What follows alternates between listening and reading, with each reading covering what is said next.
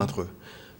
Par exemple, un instrument financier qui est négocié aux États-Unis peut également être négocié en Chine, en Angleterre ou au Japon. Donc il y a une certaine complicité entre les marchés pour rendre que les instruments soient négociables. Pourquoi c'est nécessaire? Parce que ça améliore la liquidité des produits financiers. D'où un marché financier nécessite que les produits financiers soient liquides.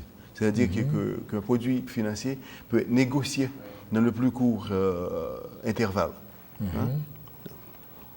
Maintenant, si vous voulez, pour les régulations en ce qui concerne un pays comme Haïti, hein, il faut déterminer des organes qui ont la responsabilité de la régulation. Et maintenant, alors que ces régulations s'articulent, ils doivent se conformer à ce qui est adopté internationalement pour que Haïti ne devienne pas un exemple à part entière. Hein? Donc il faut que Haïti soit intégré dans ce qui est fait à travers le monde. Ainsi, un investisseur qui investit par exemple en Chine ou aux États-Unis ou en Haïti, ou au Canada, lorsqu'il arrive en Haïti, il se reconnaît. Hein? Il ne faudrait pas que les régulations en Haïti soient si différentes que les régulations d'ailleurs, que l'investisseur se perd ou, si vous voulez, ne se sent pas en confiance de faire ses placements dans les entreprises du pays. Très bien. Alors, très clairement, vous devez dire que il y a des normes internationales et qui n'excluent pas pour autant les normes locales. Absolument pas. Très bien. Alors, puisqu'on parle du marché boursier, on voit l'institution publique ou privée, à quoi peut servir le marché boursier? Son utilité. Fondamentalement, un marché boursier permet la mobilisation de l'épargne nationale. Fondamentalement. La mobilisation de l'épargne nationale. Ça veut dire quoi? Ça veut dire que c'est permettre aux détenteurs d'épargne de participer à l'actionnariat des entreprises, premièrement. Et si on parle de développement économique, hein, on ne peut pas parler de développement économique sans mobiliser l'épargne nationale. Pourquoi? Sinon, on devient dépendant des ressources étrangères. Alors que pour parler de développement économique, il faut d'abord mobiliser ce qu'il y a chez nous et construire à partir de ce qui est chez nous. Et maintenant, mobiliser l'épargne nationale, c'est permettre à ce que les entrepreneurs locaux puissent avoir accès à des capitaux qui leur permettent d'investir dans leur entreprise, créer des emplois, payer les impôts, faire des profits et améliorer le niveau de vie de tout le monde. C'est vraiment ça l'idée de la mobilisation de l'épargne nationale. Maintenant, il faut bien sûr faire attention parce que le marché boursier permet aussi la spéculation. Oui, ce qui devient un autre aspect de l'évolution des marchés. Mais il ne faut pas que cet aspect de la spéculation soit confus avec l'aspect de la mobilisation de l'épargne nationale, de la création d'emplois, de l'enrichissement de la classe moyenne, de l'expansion de la classe moyenne, de l'expansion de l'assiette fiscale. Donc, alors, ce qui serait important de mentionner est comment la mobilisation de l'épargne nationale, ceci est clair, mais comment, quelque part, je dirais la classe moyenne, les détenteurs de capitaux, des épargnants peuvent tirer avantage de l'établissement de marché boursier. Bon, fondamentalement, la stabilité économique d'un pays, la stabilité sociale d'un pays dépend en grande partie de la profondeur de la participation de la classe moyenne ou de ses citoyens dans l'économie nationale. L'implication. D'une part, la classe moyenne, une fois impliquée dans l'économie nationale à travers l'actionnariat, hein, d'une part, la classe moyenne a déjà ses intérêts à protéger. Hein? La classe moyenne participe dans la croissance des entreprises. Par exemple, si on prend par exemple une compagnie comme la Digicel. La Digicel est une compagnie qui a peut-être pas plus que 20 ans en Haïti, moins que 20 ans en Haïti. Maintenant, c'est une entreprise qui a follement réussi. Mais une entreprise pareille, si son actionnariat était ouvert et permettre à ce que la classe moyenne y participe, mais tous les gens qui auraient investi auraient bénéficié de la croissance de la digicel. Vous prenez la compagnie, par exemple, comme la Téléco. La Téléco a été privatisée, mais au moment de la privatisation, ça aurait été le moment opportun de permettre à ce que l'actionnariat soit ouvert pour que la classe moyenne puisse y participer dans l'actionnariat et avoir, si vous voulez, un intérêt économique dans la réussite de l'entreprise. Et maintenant, la classe moyenne également, en participant dans l'actionnariat, devient elle-même aguerrie, devient elle-même imbue des informations qu'il faut, devient aussi garant de la bonne marche de l'entreprise. Parce qu'en fait, il y a les assemblées généraux qui se font, mais les propriétaires des entreprises, d'où les actionnaires, déterminent la direction de l'entreprise, influencent la direction de l'entreprise. Donc, le marché boursier permet, dans une large mesure, aux épargnants de tirer avantage du succès des entreprises. Absolument. À ce moment-là, les entreprises aussi ont des prérequis pour Absolument. attirer l'épargne. Absolument. Alors, ce marché boursier qui fonctionnerait alors sous l'empire d'une législation nationale qui serait reliée aux normes internationales, eh bien, l'État serait, je dirais, le garant. Le garant. Je dirais, le garant en termes de régulation pour éviter les dérives aussi.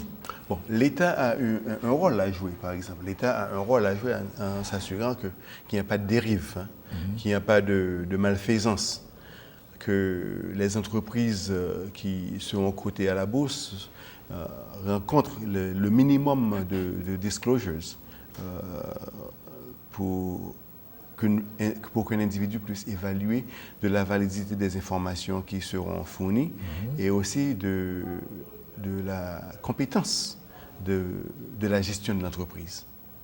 Donc l'État a cette fonction de régulateur. Mais l'entreprise peut être aussi, en fait, la bourse peut être aussi autorégulée. Mais autorégulée, ça ne veut pas dire autonome. Autorégulée par exemple, sous la direction de la Banque centrale, par exemple. Par exemple, à la Jamaïque, pendant les premières époques de la formation de leur bourse, c'était la Banque centrale qui avait pris l'initiative d'entamer les activités boursières. Au Rwanda, par exemple, ça a été une initiative du président Kagame, c'était une initiative de l'exécutif. Donc, mais aux États-Unis, ça a évolué à travers le marché. Donc la régulation devient, si vous voulez, doit être localisée quelque part. Est-ce que c'est l'autorégulation? Est-ce que c'est au niveau de la Banque centrale? Est-ce que c'est une entité autonome? Donc, ça vient avec le temps. Maintenant, remarquez, M. Savary, le marché boursier est mobilisé pas, mais ça a aussi fait appel à la transparence des entreprises. Absolument. Vous avez parlé de titres. Donc, ce n'est pas un marché où on compte des produits, des biens matérialisés.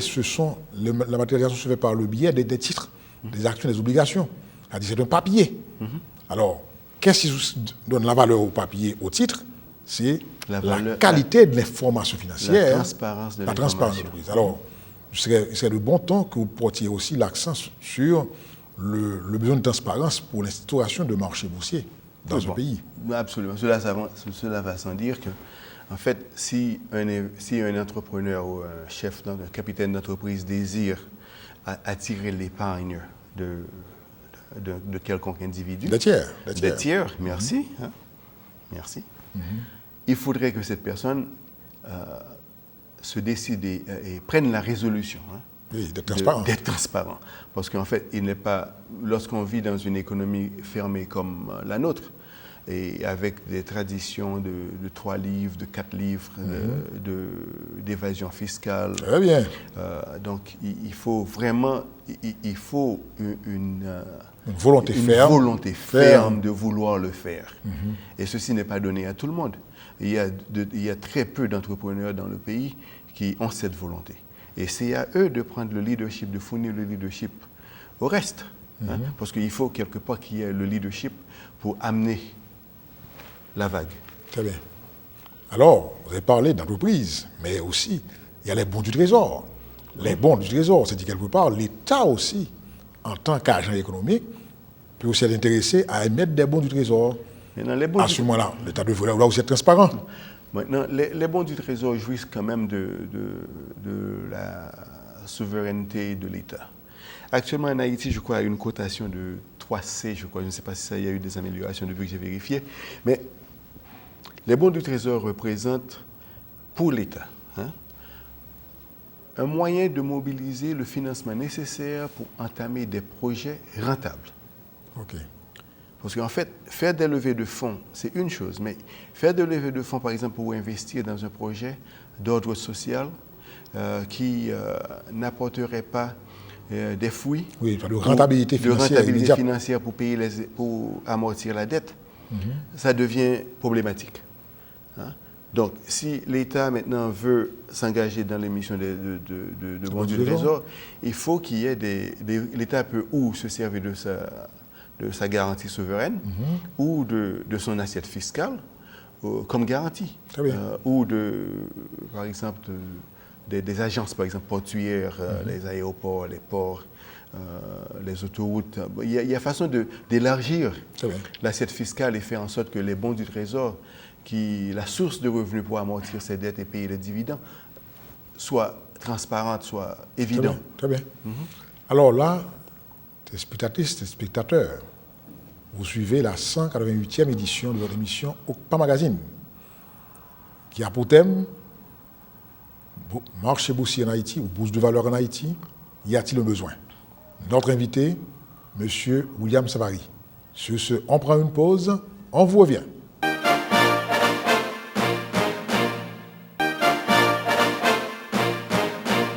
Chers téléspectatrices, téléspectateurs et internautes, vous suivez la 188e édition de votre émission hebdomadaire sur Radio-Télé Guinée, OCPA Magazine.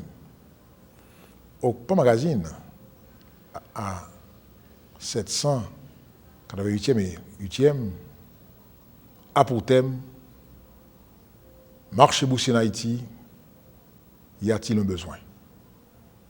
Notre invité, M. William Savary. Au cours de la première partie de l'émission, notre invité a défini pour nous le concept même de bourse de valeur. Et il a pris soin de faire un rapprochement avec le marché Hippolyte pour faciliter la compréhension. Dans un marché boursier, dans une bourse de valeur, on rencontre des titres d'entreprise. Alors qu'au marché Hippolyte, on rencontre des produits divers. Donc, c'est pareil, dans un marché boursier, on rencontre à la fois des actions, des obligations, entre autres, des bons du trésor, des contrats, etc. Ces différents instruments participent à ce qu'on appelle la mobilisation de l'épargne. Cela signifie que pour avoir ces titres, soit sous forme d'actions, d'obligations, de bons, il doit y nécessairement avoir des émetteurs. Les émetteurs, ce sont les entreprises et institutions qui rendent disponibles ces titres. Et les épargnants, eux, les détenteurs de fonds, eh bien, ils viennent acheter des titres. Cela signifie très clairement qu'il y a un élément indispensable là, M. Savary, c'est l'élément confiance. Absolument. L'élément confiance qui prend sa source de la transparence des acteurs, des